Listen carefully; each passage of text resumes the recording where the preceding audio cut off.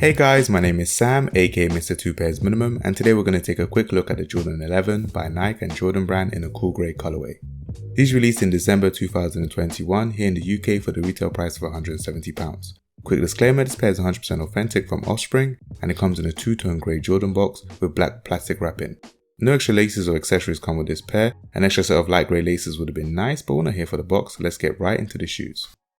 With the exception of the low retros, it's been 11 years since the Jordan 1 Cool Grey last retroed in 2010, sporting a medium grey pattern leather and cool grey nubuck upper with white Jordan details at the heel.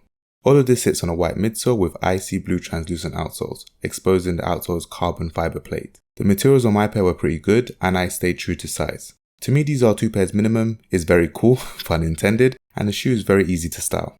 So here are my thoughts, now it's time for yours. Did you manage to pick these up? Did you miss out? Let me know why in the comments below. Make sure you like, subscribe and follow me if you enjoyed this video. Comment cool list to show me you watched this video to the end. And while you're here, you might as well check out some of my other videos. It's at Samuel Sagwa on my social media links. Thanks for watching. Apart from that, have a good day.